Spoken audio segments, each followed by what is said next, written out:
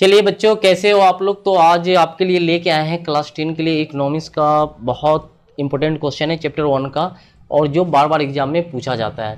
तो बहुत जितना जल्द हो सके हम इसको ख़त्म करेंगे, और आप लोग इसको अच्छे ढंग से रिवीजन कर लीजिएगा ताकि आपको बाद में कोई समस्या ना हो। तो हमें पढ़ना है अर्थव्यवस्था एवं इसके विकास का इतिहास।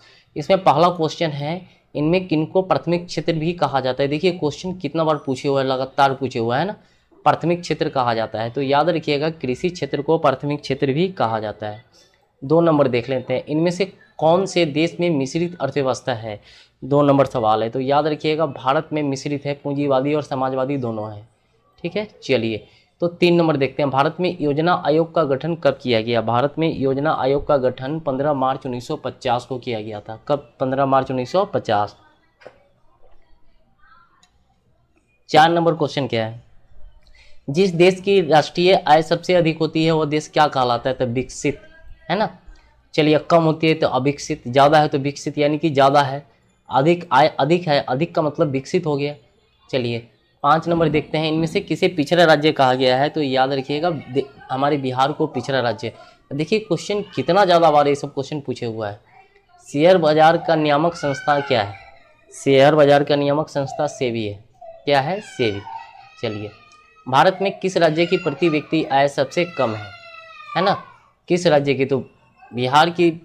तो हम पढ़े हुए हैं ना कि बिहार के लोगों की प्रति व्यक्ति आय सबसे कम है। 8 नंबर, भारत में नीति आयोग की स्थापना कब हुई। भारत में नीति आयोग की स्थापना कब हुई। तो जनवरी 2015। जनवरी 2015। 8 नंबर के जवाब है, 8 का सी हो जाएगा। 9 नंबर देख लेते हैं, मिश्रित अर्थव्यवस्था का राष्ट्र है भारत, हंगरी, चीन, अमेरिका।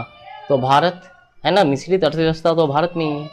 योजना आयोग के सदस्यों की संख्या होती है कितनी, यानी कि योजना आयोग के कितने सदस्य होते हैं। 7 है, 8 है, 9 है, 10 है।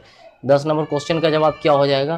तो योजना आयोग के सदस्यों की संख्या 8 होती है, तो 10 का आपका बी हो जाएगा। क्या हो जाएगा? बी।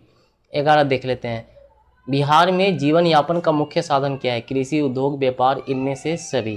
तो 11 का क्या है, तो बिहार में कृषि जो है ना सबसे महत्वपूर्ण है।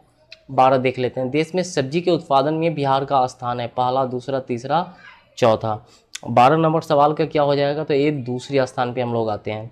कौन से स्थान पे? दूसरे स्थान पे। 13 नंबर, भारत के पड़ोसी देशों में किस देश की प्रति व्यक्ति आय सबसे अधिक है। यानी कि भारत के जो पड़ोसी देश है उसमें किस देश का प्रति व्यक्ति आय सबसे अधिक है। 13 नंबर सवाल है। तो अभी तो इस पुरानी किताब के हिसाब से श्रीलंका है। श्रीलंका की स्थिति अभी खराब हो चुकी है, लेकिन आपको मारना श्रीलंका ही है क्योंकि पहले के हिसाब से पढ़ना है। 14 देख लेते हैं, इनमें कौन योजना आयोग के है ना पदेन अध्यक्ष होते हैं। योजना आयोग के पदेन अध्यक्ष होते हैं, ठीक है, प्रधानमंत्री, योजना मंत्री, राष्ट्रपति, इनमें से कोई नहीं। तो 14 का जवाब आपका ये हो जाएगा, प्रधानमंत्री, है ना। भारत की आर्थिक व्यवस्था है मिश्रित है, पूंजीवादी समाजवादी मिला के तो मिश्रित हो गया। इनमें से कौन से देश में समाजवादी अर्थव्यवस्था है। इनमें से कौन से देश में समाजवादी अर्थव्यवस्था है। तो याद रखिएगा रूस में है ना समाजवादी अर्थव्यवस्था है, इस चीज़ का ध्यान रखिएगा। चलिए, सम्यक विकास का प्रक्रिया संबंधित है, यानी कि सम्यक विकास की प्रक्रिया संबंधित है उच्च वर्ग से, निम्न वर्ग से, सभी वर्ग से, इनमें से कोई नहीं। तो 17 का जवाब क्या हो जाएगा, तो 17 का आपका सी हो जाएगा। चलिए 18 देख लेते हैं, गरीबी कैंसर रोग की तरह, यह किसने कहा है। गरीबी कैंसर रोग की तरह है, तो अर्थशास्त्री है ना कुजनेट ने कहा है कि यह किसके समान है, तो कैंसर के समान है। तो 18 का ए।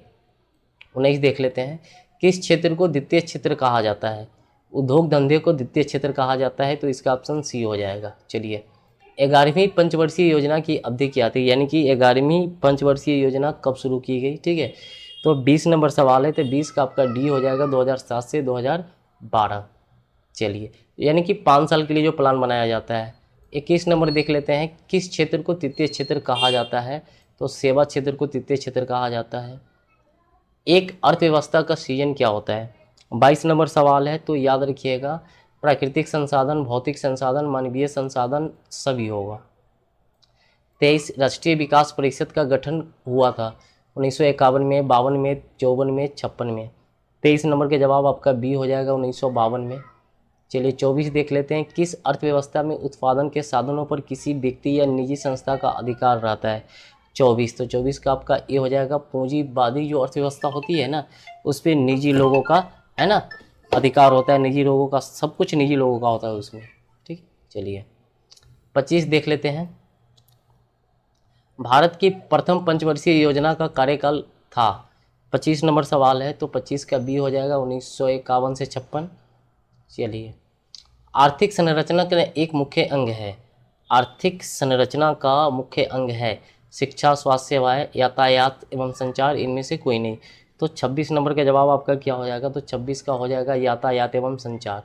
ठीक है, चलिए 27 नंबर सवाल देख लेते हैं। आर्थिक क्रियाओं का उद्देश्य क्या होता है?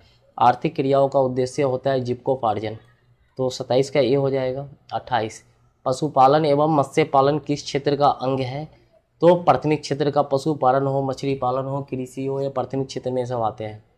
29 देख लेते हैं। निम्नलिखित में कौन सामाजिक संरचना का अंग है? कौन सामाजिक संरचना का अंग है?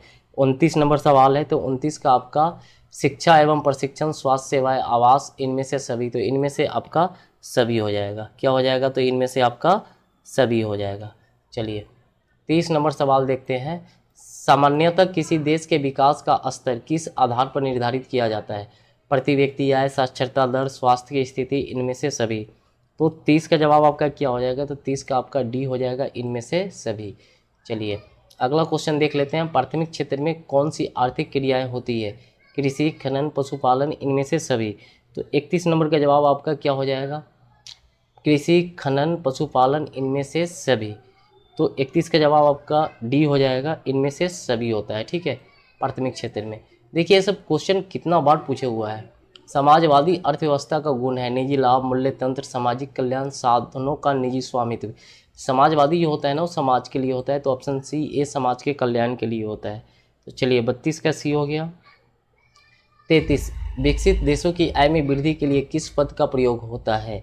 33 नंबर सवाल है, तो 33 का आपका आंसर हो जाएगा आर्थिक। विकसित देश जो होती है ना, वो आय में, विकसित देशों की आय में वृद्धि के लिए किस पद का प्रयोग होता है? तो आर्थिक वृद्धि। क्या चीज़? तो आर्थिक वृद्धि।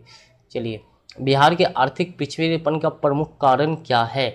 जनसंख्या में तेजी, कृषि पर अत्यधिक जनभार, यानी कि ज़्यादा लोग कृषि पर निर्भर है, बाढ़ एवं सूखा का प्रकोप, इनमें से सभी। तो इनमें से सभी आपका जवाब हो जाएगा। चलिए 35 देख लेते हैं। आर्थिक विकास की माप के लिए सबसे उपयुक्त सूचनांक है राजकीय आय, प्रति व्यक्ति आय, राजनीतिक अस्थायित्व, इनमें से कोई नहीं। तो 35 का जवाब आपका क्या हो जाएगा, तो 35 का आपका बी हो जाएगा। चलिए 36, बोनस भुगतान अधिनियम किस पंचवर्षीय योजना के दौरान बना? बोनस भुगतान अधिनियम, तो याद रखिएगा तृतीय पंचवर्षीय योजना के तहत जो बोनस भुगतान, अलग से जो बोनस दिया जाता है ना, वो बना था। 37 देख लेते हैं। निम्नलिखित में कौन सा देश विकसित अर्थव्यवस्था का उदाहरण है? America, Sri Lanka, Bharat, Indonesia. तो 37 का क्या हो जाएगा, तो 37 का आपका ये हो जाएगा अमेरिका। क्या हो जाएगा 37 का, तो अमेरिका। विश्व पर्यावरण एवं विकास आयोग की स्थापना हुई थी, कब हुई थी भाई? तो इसका हो जाएगा आपका बी 1983। कब हुई थी? तो 1983। तो 38 का बी हो जाएगा। 39 देखते हैं। आर्थिक समृद्धि का संबंध है अल्पकाल से, दीर्घकाल से, दोनों से, इनमें से कोई नहीं। तो 39 का क्या हो जाएगा, तो 39 का आपका बी हो जाएगा, दीर्घकाल से। 40, आर्थिक विकास का गैर आर्थिक कारण कौन सा है? 40 नंबर सवाल है, तो 40 का आपका बी हो जाएगा, सामाजिक संस्थाएं। क्या हो जाएगा? सामाजिक संस्थाएं। जीवन की भौतिक गुणवत्ता का सूचक क्या है?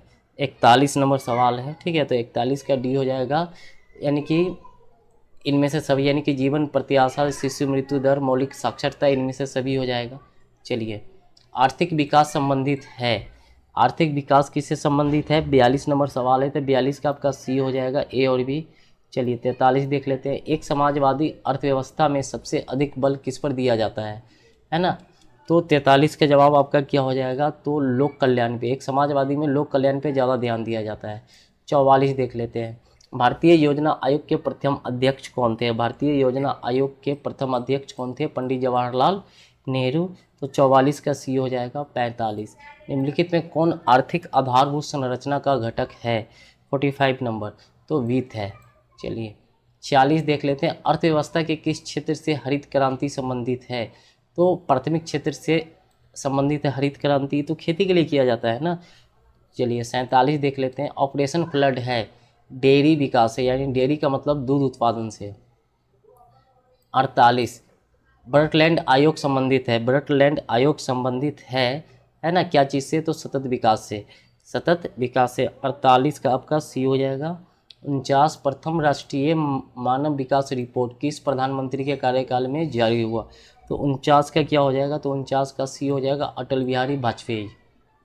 50 देख लेते हैं, निम्नलिखित में कौन गैर आर्थिक आधारभूत संरचना का अंग है, 50 नंबर सवाल है, तो 50 का आपका बी हो जाएगा, शिक्षा। 51 मानव विकास सूचकांक में सर्वोच्च स्थान किस देश का है, 51 नंबर, 51 का डी हो जाएगा, नॉर्वे। चलिए 52 देख लेते हैं, 12वीं पंचवर्षीय योजना का कार्यकाल है, तो यहाँ डी हो जाएगा 2017 से 2022। 53 निम्नलिखित में कौन विकास सूचकांक का सूचक नहीं है, राष्ट्रीय आय, जीवन प्रत्याय, शिक्षा, जीवन स्तर, तो 53 का ए हो जाएगा आपका, राष्ट्रीय आय। चलिए 54 देख लेते हैं कि 54 का क्या आंसर होगा मेरा, ठीक है।